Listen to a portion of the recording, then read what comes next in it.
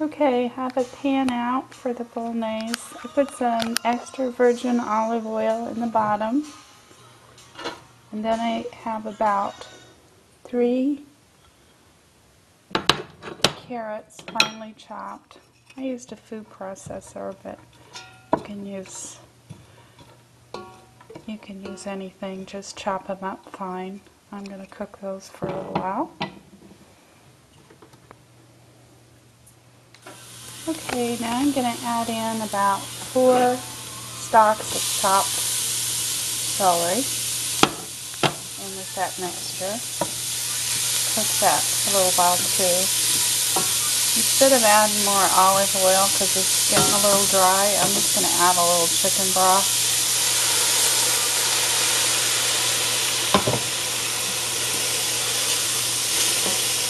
And let that cook up for a little while.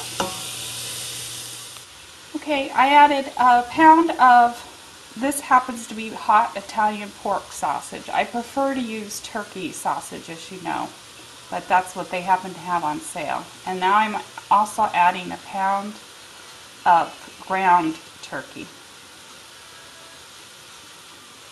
I'm going to cook that until the meat is all browned. And it's in there with the carrots and celery. Okay, the meat's brown, and so then I went ahead and added kosher salt to season it a little bit, but because we have the hot Italian sausage in there, it's seasoned some already, so we don't need tons of that. And ground pepper.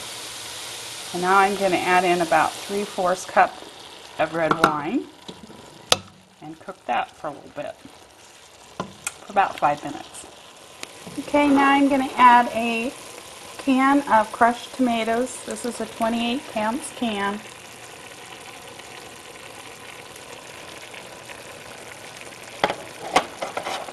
This one happens to have basil in it, but you don't have to have the one with basil. This one just happens to have it in there. My other favorite tomatoes that I'm adding, and I just have 1 can of them, is this. I love these Progresso. These are the best canned tomatoes tasting that we have found. They're a little more expensive, but they're very good. And I have a 28-ounce can of those, but that was the whole tomatoes. I crushed them down a little bit.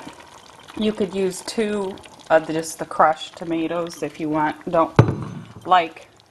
We like bits of tomato in there, but I did then crush them down a little bit with my hand. Now to this I'm going to stick a bay leaf in there, of course. Okay, there's actually 2 bay leaves in there because this is quite a large portion. I'm adding 1 cup of chicken stock. There's 2 bay leaves in there. I didn't quite have a whole 1 cup left of the chicken stock, so I went ahead and added a little bit of the Better Than bouillon. This is one of my favorite things to have on hand. This is the chicken base Better Than bouillon, and basically can make up chicken broth, and it adds a lot of flavor to anything. So I put a little of that in with the chicken broth and a little bit more water to give me my cup. Now this is going to cook for quite a while. If you could cook it 2 hours, it'd be great. Mine might only get to cook an hour tonight, depending on what time the man wants to eat. So we're going to bring this up to a boil and then kind of bring it down and simmer it.